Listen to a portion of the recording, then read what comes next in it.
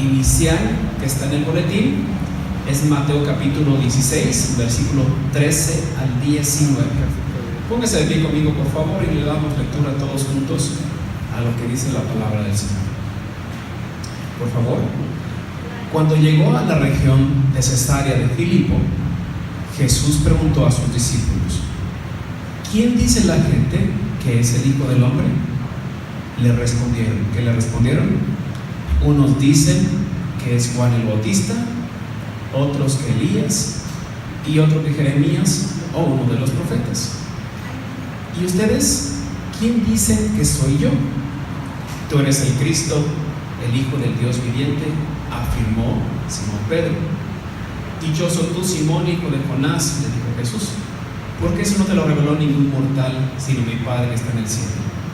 Yo te digo que tú eres Pedro, y sobre esta piedra edificaré mi iglesia, y las puertas del reino de la muerte no prevalecerán contra ella. Te daré las llaves del reino de los cielos. Todo lo que ates en la tierra quedará atado en el cielo, y todo lo que desates en la tierra quedará desatado en el cielo. Oremos.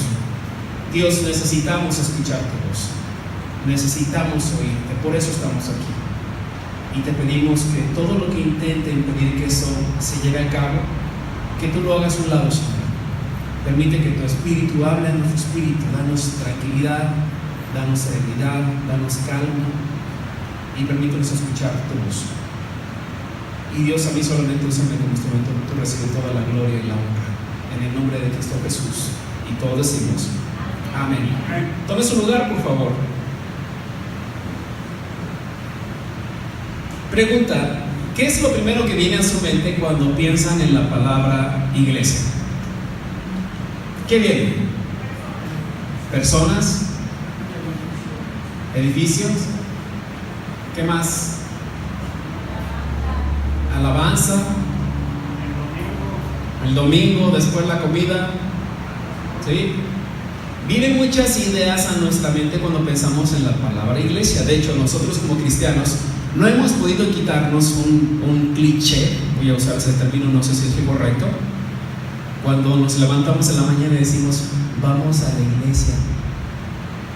¿Qué estamos diciendo? Pues vamos al lugar donde nos reunimos, vamos al edificio. Sin embargo, la Biblia dice que la iglesia no es el edificio, ni siquiera la alabanza. La iglesia somos los que estamos reunidos aquí. Nosotros somos la iglesia. Así que si no hay un grupo de alabanza, seguimos siendo la iglesia. Si no hay un predicador, seguimos siendo la iglesia. Si no hay un lugar como este donde reunirnos, seguimos siendo la iglesia. Y aquí hay algo que a mí me erizó mucho la piel cuando lo pensé de esta manera. Si la iglesia somos los que estamos aquí reunidos, entonces, si vamos y nos reunimos en una casa, ¿ahí está la iglesia? Sí, ¿verdad? Ok. Entonces, si va un grupo de personas, o si va algunos de nosotros al cine a ver una película de Avengers, ¿ahí está la iglesia? Si vamos a comer a un restaurante, ¿ahí está la iglesia? ¿Se dan cuenta? La iglesia no es algo que hacemos los domingos. La iglesia es lo que somos. Y no solamente los domingos, sino todos los días de nuestra vida, en todos los lugares que estemos. Así de importante es lo que Jesús quiso que nosotros entendiéramos. Que cuando vamos al cine y vemos una película, ahí está la iglesia. Y cuando vamos a comer a un restaurante, ahí está la iglesia. Que cuando vamos peleando con el que está a nuestro lado, el coche, que nos va aventando su coche encima y nosotros tratando de sacar ventaja y todo, ahí está la iglesia. Que cuando estamos en la fila del supermercado, del banco o de cualquier cosa y no le damos el paso a alguien que lo necesita, ahí está la iglesia. Que cuando nos portamos de manera grosera con alguien que nos está atendiendo en un restaurante o en cualquier lugar de servicio, ahí está la iglesia. Porque la iglesia no es lo que hacemos, es lo que somos.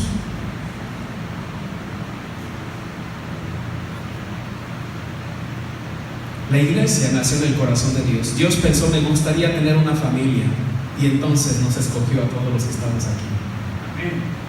Eres parte de la familia de Dios. Somos la iglesia. Si alguna vez quisiste formar parte de algo más grande que tú, te tengo una gran noticia. Estás formando parte de algo que tiene implicaciones eternas. La iglesia de Cristo no se va a quedar aquí después. Después de que tú y yo muramos, la iglesia de Cristo va a estar donde tiene que estar. Ya eres parte del proyecto más grande de todo el universo, de toda la historia y de toda la eternidad. Ahora necesitamos empezar a hacer la iglesia, no a hacer la iglesia. A hacer la iglesia, Jesucristo dijo que Él iba a edificar, no necesita de nosotros. Él dijo, sean la iglesia, sean la iglesia. Ser la iglesia es más importante que hacer la iglesia. Te voy a dar una definición de lo que yo pienso que es la iglesia. No sé si ven en sus boletines, pero yo la cambié completamente de manera intencional. La iglesia, según yo, es un grupo de personas regeneradas, no degeneradas, aunque sí hay uno que otro, pero la iglesia es un grupo de personas regeneradas, vueltas a nacer, que han sido salvados por la fe en Cristo Jesús. Eso es lo que es la iglesia. Todos los que estamos aquí hemos sido regenerados, vueltos a nacer por la fe que tenemos en Cristo Jesús. Y esa es la iglesia. Sin importar la edad que tengas, sin importar el trasfondo, sin importar lo que hayas hecho, esa es la iglesia. Así que, donde tú y yo estemos, allí está la iglesia. Allí está la iglesia. En el sentido espiritual, en sus boletines está lo siguiente. En el sentido espiritual, la Biblia compara la iglesia con algunas cosas. Primero, un edificio. Vienen unos rectángulos con algunos espacios para que apunte eso. Lo primero es un edificio, y eso está en 1 Corintios capítulo 3, versículo 9. También la compara con un cuerpo viviente. La iglesia también es comparada con un cuerpo viviente. En el Evangelio de Lucas es comparada con un rebaño, un rebaño. En el Evangelio de Juan es comparada con los pámpanos de la vid o las ramas de la vid. En 1 Corintios 3:16 es comparada con un templo, un templo. Y aquí viene lo interesante. En Apocalipsis capítulo 21, versículo 12 es comparada con una esposa. La iglesia es la esposa de Cristo.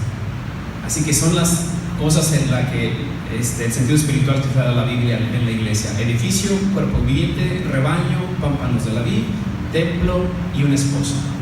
Ahora, tú ya eres parte del proyecto más importante de toda la eternidad, de la iglesia. ¿Cuáles son las bendiciones de pertenecer o de ser esta iglesia? Apunte por favor. Bendición número 1 o primer bendición: la integridad de su fundamento. La integridad de su fundamento. ¿Me ayudan a leer, hombres, por favor, el versículo que va a aparecer ahí siguiente?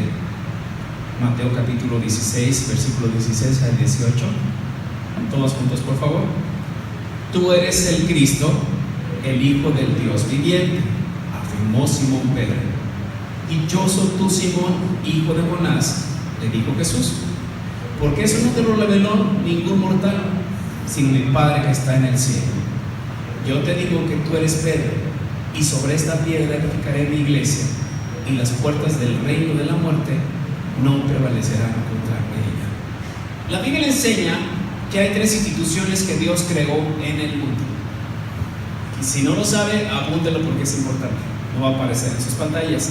3 instituciones que Dios creó, que Dios diseñó en el mundo. Primero, el matrimonio, y por consecuencia la familia. A ninguno de nosotros se nos ocurrió, bueno, pues como que nos vamos a juntar y vamos a decir que somos matrimonio. No, eso nació en el corazón de Dios. Lo segundo que Dios creó y diseñó también es el gobierno.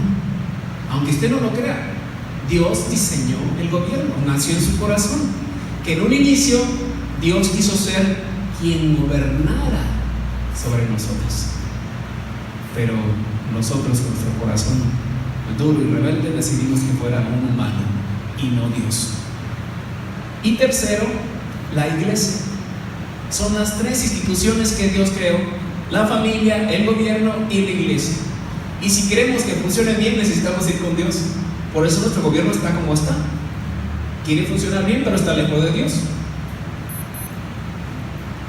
Sobre la tercera institución quiero decirles algunas cosas sobre ese fundamento, la integridad de ese fundamento, y quiero pedirle que por favor subraye del versículo que leímos algunas palabras y a un costado ponga una palabra que yo le voy a dar o una definición que yo le voy a dar. Por favor, apunte o subraye la siguiente palabra: sobre esta piedra. Sobre esta piedra. Subraya eso. Y a un lado pone usted proclamación. Lo siguiente que necesito que subraye es: edificaré mi iglesia. Y sobre un ladito usted pone proyecto. Lo tercero que quiero que subraye o circule en esta ocasión es: edificaré mi iglesia. Y por un lado ponen nuevamente propiedad. Propiedad. Y por último, lo que quiero que subraye es: la muerte no prevalecerá contra ella. Y ponga a un costado protección. ¿Por qué es importante esto? Si usted viene del catolicismo, al igual que yo, nos enseñaron que la iglesia fue fundamentada en Pedro, que Pedro fue el primer papa, ¿no? Sin embargo, cuando vamos y leemos detenidamente el pasaje, Jesús no le está diciendo a Pedro: sobre ti edificaré mi iglesia, que pudo haberlo dicho: bienaventurado tú eres Pedro, porque no te lo robó ni carne ni sangre, sino mi Padre que está en los cielos, y sobre ti edificaré mi iglesia. Y yo no hubiera dicho nada. Jesús dijo que sobre Pedro, pero no, Jesús dijo sobre esta roca, y se estaba refiriendo a la proclamación que acababa de hacer Pedro de que Jesús era el Hijo de Dios. Dijo: sobre esta declaración que acabas de hacer, que yo soy el Hijo de Dios, voy a edificar mi iglesia. Y eso lo cambia completamente todo. Jesús es la cabeza de la iglesia, es Él. Por eso quería que pusiera ahí proclamación. Lo siguiente que es importante de eso fue lo que les pedí subrayar, y que era proyecto. ¿Se dan cuenta que Jesús nunca nos dijo a nosotros: y ustedes edificarán mi iglesia? ¿Verdad que el pasaje no dice eso? ¿Qué dice el pasaje? ¿Quién la va a edificar? Jesús dijo: y yo edificaré mi iglesia. No dijo: bienaventurado tú eres Pedro, sobre esta proclamación que acabas de hacer, ustedes edificarán mi iglesia. No dijo eso. Muchas de las veces, recién que iniciábamos con este proyecto de campus y veía que venían muy pocas personas, yo me preocupaba muchísimo y me paraba ahí en la ventana y decía: ¿por qué no llegan? ¿Y dónde están? Y mandaba mensajes: ya estamos aquí, ya iniciamos. Nadie nos pelaba. Y llegaba a casa después de predicar y me sentía un poco desanimado, porque decía: bueno, ¿por qué está sucediendo esto, Señor? Hasta que leí ese pasaje que ya había leído muchas veces, de las cuales había predicado en ocasiones, y Dios me mostró esto. Me dijo: Arturo, tu trabajo no es edificar mi iglesia, tu trabajo es desarrollar los dones que yo te di. Edificar mi iglesia es mi trabajo, es mi responsabilidad, y no saben cómo me hizo descansar eso. Completamente me hizo descansar, porque Jesús dice la siguiente palabra que yo les pedí subrayar: propiedad, que esta es su iglesia. Él dijo: no dijo yo edificaré la iglesia de ustedes. Él dijo: yo edificaré mi iglesia. Mi iglesia. Y cuando nos damos cuenta de lo que le costó a Jesús comprar esta iglesia, decimos, es cierto, es tu iglesia. ¿Qué hicimos nosotros para apropiarnos de tu obra y decir que es nuestra iglesia, que es nuestra obra? Que nosotros somos los importantes y que sin nosotros la obra se viene abajo. Me ayudó mucho a descansar, darme cuenta de que Jesús prometió edificar su iglesia. ¿Y qué es su iglesia? No mía. Y por último, lo que les pedí subrayar y que pusieran a un lado la palabra protección. Dice que las puertas del Hades, en el original, no prevalecerán contra ella. Es decir, Jesús protege a su iglesia. Es un proyecto de Él y tiene su protección completa. Y ahora volvamos al inicio. La iglesia no es del edificio, la iglesia somos nosotros.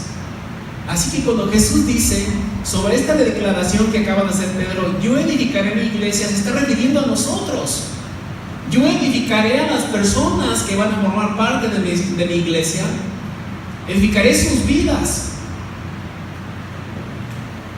Y cuando dice edificaré mi iglesia, está diciendo que tú y yo somos propiedad de Él. Somos propiedad de Él, fuimos comprados por un alto precio. Y por último, pues la protección. La protección no es para este lugar, Ya se metieron a robar y nos volaron una guitarra y una consola. Y la protección es para este lugar. Para este lugar lo vamos a proteger con alarmas de seguridad y más candados y lo que estemos primando. Pero a nuestras vidas las protege Dios. Por eso es importante que reconozcamos que la iglesia no es este lugar, la iglesia somos nosotros. Y que no se trata de hacer la iglesia, porque ese es trabajo que Dios está haciendo. Se trata de ser la iglesia. Y eso es muchísimo más importante. Ser la iglesia que hacer la iglesia. ¿Cuál es la segunda bendición de pertenecer a este proyecto? De ser la iglesia. La segunda bendición es la siguiente: el poder transformador de su mensaje. El poder transformador de su mensaje. Y aquí voy a pedirle a las mujeres que me ayuden a leer lo que dice Hechos, capítulo 4, versículo 12. Por favor, mujeres. De hecho, en ningún otro hay salvación, porque no hay bajo del cielo otro hombre dado a los hombres mediante el cual podemos ser salvos. En su libro El despertar de la gracia, Charles Swindoll dice lo siguiente. Él dice que si nuestra necesidad más grande hubiera sido información, Dios nos hubiera enviado un educador. Si nuestra necesidad más grande hubiera sido la tecnología, Dios nos hubiera enviado un científico. Si nuestra necesidad más grande hubiera sido el dinero, Dios nos hubiera enviado un economista. Si nuestra necesidad más grande hubiera sido el placer, Dios nos hubiera enviado un comediante. Pero como nuestra necesidad más grande es el perdón, Dios nos envió un Salvador. Dios nos envió un Salvador. Y ese es el mensaje de la iglesia y para la iglesia. La salvación a través de lo que Jesús hace. Miren, si yo pensara que se puede cambiar el comportamiento humano con las leyes, me hubiera convertido en político, y hubiera hecho leyes para todo. Pero a lo largo de mi vida me he dado cuenta de que ni todas las leyes del mundo pueden cambiar el corazón del ser humano. Por ejemplo, tú puedes hacer una ley contra el racismo y la intolerancia, pero no vas a convertir a un intolerante en una persona cariñosa. Por más leyes que le pongas, no vas a transformar su corazón. Se va a limitar porque viene un castigo si no lo hace, pero su corazón va a seguir igual de negro, duro que siempre. Sin embargo, Dios sí hace eso. Dios sí cambia corazones. Dios sí transforma vidas. Y una de las evidencias palpables de ellos somos todos los que estamos aquí. Cada uno de nosotros sabe la historia de su vida, de su propia vida, de cómo Dios lo sacó del lugar donde estaba, lo tomó, lo limpió, lo transformó y ahora lo usa para su gracia y para su gloria. ¿Quieres apostarle a algo que realmente va a cambiar tu mente, tu corazón y tu vida y la vida de aquellos con los que puedas compartir? Apuéstale al mensaje de Dios, apuéstale a la palabra de Dios. Por eso es tan importante que la leamos, la meditemos, la memoricemos. Es tan importante porque es lo que Dios va a usar para transformarnos a nosotros y es lo que Dios va a usar para transformar a las personas cuando le hablemos de Él. Tercer bendición. ¿Cuál es la tercera bendición de ser la iglesia? Es el impacto de su ministerio. El impacto de su ministerio. Hechos 4:13 dice lo siguiente: los gobernantes, al ver la osadía con la que hablaban Pedro y Juan, y al darse cuenta de que eran gente sin estudios ni preparación, quedaron asombrados y reconocieron que habían estado ¿con quién? Con Jesús. Habían estado con Jesús. Por favor, subraye las palabras gente sin estudios ni preparación. Y les voy a decir por qué. Porque el ministerio de la iglesia, el ministerio que algunos de ustedes desarrollan, tiene impacto en este mundo y en la eternidad, porque es la obra de Jesús. No es por quien seamos nosotros, es por Jesús. Y lo que acabo de decir es importante por dos cosas. Primero, no importa cuántas deficiencias creas tener, cuántas limitaciones, el ministerio se hace por el poder de Dios y no por tu preparación o capacidades. Cuando yo ingresé al seminario, yo estaba en Estados Unidos, mandé la solicitud para ingresar al seminario y yo estaba muy temeroso o preocupado más bien, porque el requisito mínimo de estudios para ingresar al seminario era tener secundaria terminada, para que alcanzaras a tener un diplomado. Pues yo no había tenido ni siquiera la oportunidad de estudiar la secundaria. Yo estudié solamente la primaria, o había estudiado solamente la primaria, y a los 13 años comencé a trabajar en el campo. Entonces, ¿cuáles estudios, no? Pero yo dije: Dios, si tú me estás llamando, yo voy a enviar la solicitud y que sea lo que tú digas. Como 3 meses después, me mandaron un correo, los de control escolar, diciéndome que había sido aceptado para estudiar en el seminario. No saben, yo brinqué, casi me pego en el techo. Y ya cuando llegué al seminario me di cuenta que aceptaban a todos, ¿no? Entonces, pero en ese momento fue algo de mucho gozo, porque para mí el haber estudiado solamente la primaria era una limitante para poder capacitarme y servir al Señor. Pero algo de lo que yo recuerdo es que una tarea que a mis compañeros, que la mayoría de ellos venían saliendo de sus carreras, una tarea que les tomaba 3 horas, a mí me tomaba 6 horas terminarla. 6 horas. Yo había dejado de estudiar a los 13 años y entré a los 33 años a estudiar el seminario. Imagínense, 20 años sin haber agarrado un libro, sin haber estudiado. 20 años tenían la mayoría de mis compañeros que habían ingresado ahí. Pero Dios me ayudó y pude terminar a la par de ellos sin ningún inconveniente. Ya estando en el seminario tuve que estudiar también la secundaria y otras cosas más para obtener el título. A lo que voy con todo esto es que en lugar de sentirme menos, eso me ayudó a entender que la obra y el ministerio se hace por los méritos de Jesús y no por los míos. Si alguien puede decirles a ustedes con toda libertad: no soy yo, ese soy yo, porque no tengo las capacidades que tienen otras personas, la preparación que tienen otras personas. Sin embargo, la obra se hace por el poder de Dios. Entonces, yo no sé qué limitantes creas que tienes para no poder servir en un ministerio. No te preocupes, Dios no tiene ningún limitante, ninguna. Él te puede usar de cualquier manera que Él quiera, porque la obra va a ser a través de su poder y no a través de tus fuerzas. Y lo otro que quiero compartir con ustedes es que sí hay personas muy preparadas, muy capacitadas, muy capaces, pero es el mismo principio para ellos. No es por tus capacidades, no es por tu conocimiento, no es por tu experiencia, no son por tus títulos. El ministerio se hace por la obra de Dios, por el poder de Dios, por la gracia de Dios.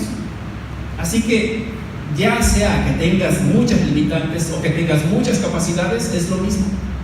La obra se hace por el poder de Dios. Así que lo mejor que podemos hacer es decirle a Dios: Señor, reconocemos que de ti depende la obra y de ti dependen nuestras vidas. Y la verdad es que uno se siente muy bien cuando dices: Dios, es por ti, no es por mí, es por ti. Algo que podríamos empezar a hacer en lo que tú estés haciendo, ya sea en el contexto de la iglesia o en el contexto de fuera de este lugar, porque les repito, la iglesia somos nosotros. La iglesia es quien somos y no lo que hacemos. Un buen principio será empezar a darle todos los méritos a Jesús por lo que hace Él y a través de nuestras vidas. Y no solamente en el contexto de lo que sucede aquí el domingo, porque es bien fácil decirle: no, yo sé que tú hablas a través de mí, tú cantas a través de mí, pero en el trabajo es lo mismo.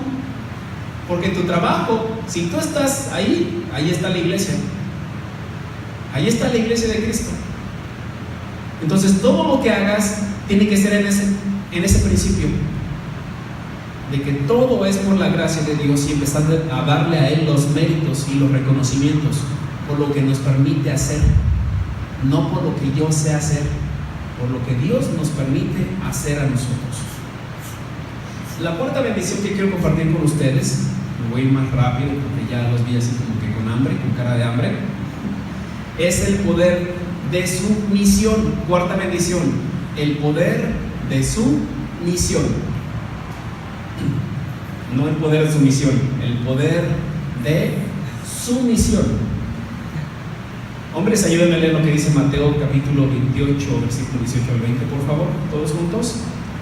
Jesús se acercó entonces a ellos y les dijo: se me ha dado toda autoridad en el cielo y en la tierra. Por tanto, vayan y hagan discípulos a todas las naciones, bautizándolos en el nombre del Padre y del Hijo y del Espíritu Santo, enseñándoles a obedecer todo lo que les mando a ustedes, y les aseguro que estaré con ustedes siempre, hasta el fin del mundo. ¿Sabían que el día de ayer tuvimos bautismos? ¿Sí? ¿Todos sabían? No sabían. Aquí hay algunos que se bautizaron. Si quieren poner de pie los que se bautizaron, por favor, porque les vamos a dar un aplauso. Ándale, Carlita, Maricruz, ¿quién más? Ruth. Bueno, les felicitamos. Todavía faltaron algunos que creo que el agua estaba muy fría y se enfermaron y se quedaron en casa.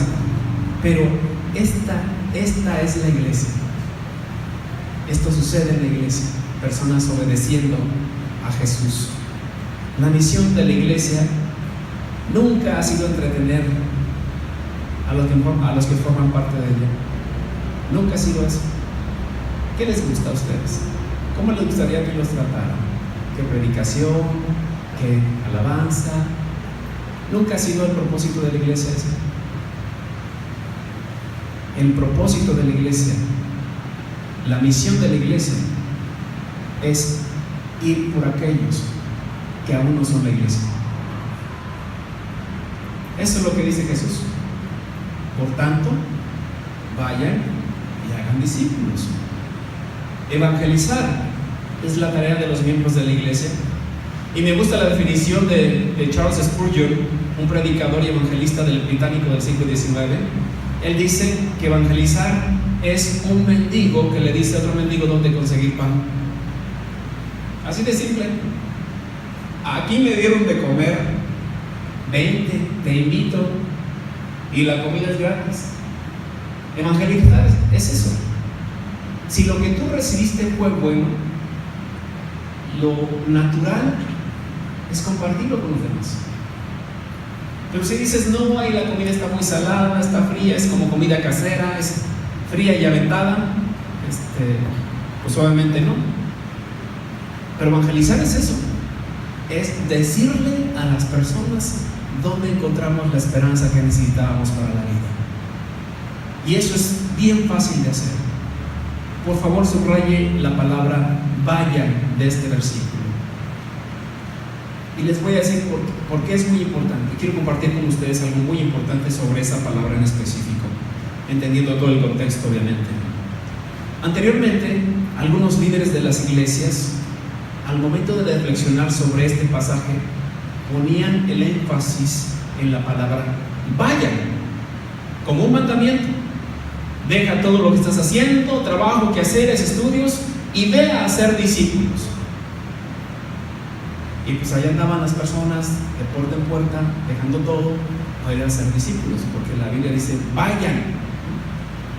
Pero cuando vamos al griego nos damos cuenta de que una definición más adecuada para esta palabra es mientras están yendo.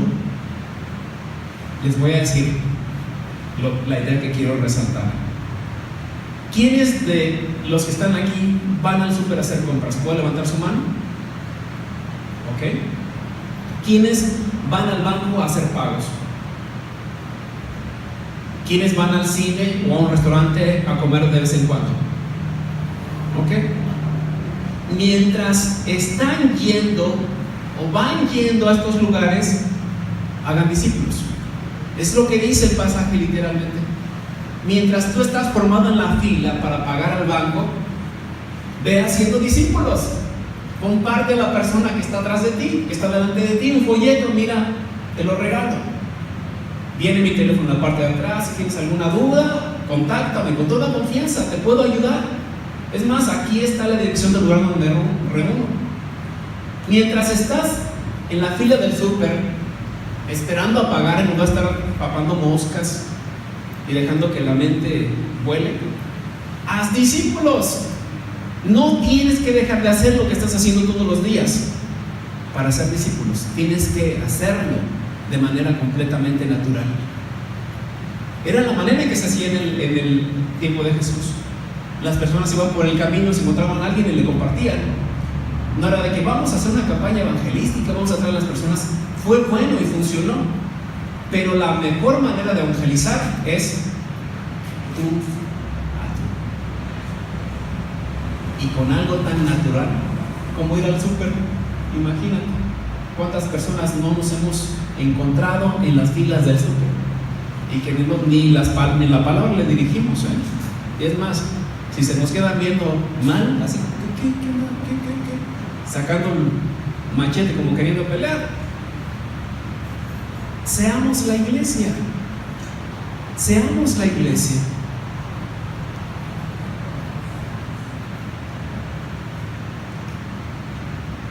Mientras vayan yendo a esos lugares, hagan discípulos. Compartan de Cristo. Háblenles de Jesús. Si ustedes fueron ese mendigo que encontraron pan, compártanlo con los que ustedes conocen y con aquellos que no conocen. Y el pasaje nos da dos promesas para que podamos compartir. Si eres como yo, que les cuesta trabajo y les da temor, que cómo me van a responder y bla bla bla y todo ese rollo y todas las marañas mentales que uno se inventa para no poder compartir, Jesús nos da dos promesas en este pasaje para que podamos hacerlo. Dos promesas. Y al que las encuentre y las identifique y me las diga, le voy a dar su desayuno. Hay dos promesas en ese pasaje que nos ayudan a poder compartir de Jesús con las personas. El pasaje lo dice, nada más es cuestión de que sean un poquito más detallistas de lo que Jesús está diciendo. Jesús dijo, mientras vayan yendo, hagan discípulos, y nos da dos promesas para poder hacerlo. ¿Ok? Su poder. Ok, esa es una. Usted me acaba de decir una. El poder. Hacer discípulos no es en nuestras fuerzas y capacidades, Ese es el poder de Jesús. Jesús dijo: me acaban de entregar toda la autoridad en el cielo y en la tierra, por tanto, hagan discípulos. Tienen licencia, vayan, ¿no? Ya pueden hacerlo. Muy bien, su poder, su presencia, su poder y su presencia. Se los voy a dar y ya lo comparten ustedes, una mordida a cada uno, porque nada más traje uno. ¿Me lo pueden dar, por favor? 2 promesas para que nosotros podamos compartir de Jesús con otros. Jesús dijo: me acaban de otorgar todo el poder en el cielo y en la tierra. Entonces, por tanto, mientras vayan yendo, hagan discípulos. Enséñenle todos esto, bautícenlos, y yo estaré con ustedes siempre. ¿Se dan cuenta que en el contexto del pasaje la presencia de Jesús está cuando tú y yo vamos a ser discípulos? Sabemos que Jesús está con nosotros siempre, porque eso es lo que dice la palabra. Pero el pasaje, el contexto del pasaje dice que cuando nosotros vamos a ser discípulos, Jesús está con nosotros y nos da todo el poder para hacerlo. Así que no tengas temor, no tengas temor. Jesús está contigo y Jesús te va a dar las palabras y el poder para poder hacerlo. Y quinta bendición, ya estoy por terminar. Quinta bendición, por la inminencia del retorno de Jesús. Por la inminencia del retorno de Jesús. Hechos 1:9-11 dice: habiendo dicho esto, mientras ellos lo miraban, fue llevado a las alturas hasta que una nube lo ocultó de su vista. Ellos se quedaron mirando fijamente al cielo mientras él se alejaba. De repente se le acercaron 2 hombres vestidos de blanco que le dijeron: Galileos, estos eran los discípulos de Jesús, ¿qué hacen aquí mirando al cielo? Este mismo Jesús que ha sido llevado de entre ustedes al cielo, vendrá otra vez de la misma manera que lo han visto irse. Por favor, subraye las palabras: vendrá otra vez. Vendrá otra vez. Y les voy a decir por qué. Porque ningún otro movimiento religioso tiene esta esperanza. La esperanza de que su líder vendrá nuevamente. ¿Se dan cuenta? Piensen en el movimiento religioso que ustedes quieran. Sus líderes están muertos. Ninguno dijo: yo voy a venir nuevamente por ustedes. Ninguno dijo. Y qué bueno que no lo dijeron, porque no tenían la capacidad. Y el único que lo dijo fue Jesús, porque tiene la capacidad de volver a venir por nosotros. Sin importar quién fue, todos se limitaron a decir: pues si me va bien, y si les va bien a ustedes, si el destino, si los astros, si la suerte está a mi favor, nos encontraremos en algún lugar, porque seguro hay algún lugar. Todos dijeron eso. Jesús fue el único que prometió regresar y llevarnos a donde Él está, porque es el único que tiene el poder para hacerlo. El único. Él no dijo: pues si me va bien, si los astros se acomodan y si la suerte quiere, pues yo vendré con usted. No, yo voy a venir por ustedes. Voy a venir por ustedes y me los voy a llevar donde yo estoy. Esa es la promesa de Jesús. Hacemos lo que hacemos cada vez que nos reunimos en este lugar, porque sabemos que Jesús vendrá nuevamente por nosotros. Y es mi oración que cuando venga nos encuentre haciendo lo que nos pidió hacer discípulos, compartir el pan que alguien más nos compartió, que nos encuentre viviendo como nos pidió vivir, que nos encuentre dándole la prioridad a lo que nos dijo que era prioritario. Esa es mi oración, y me encantaría que también lo hicieras como tu oración. El desafío es, al comprender, vienen sus boletines, el desafío. ¿Sí? Está el desafío, Pablito. La última diapositiva.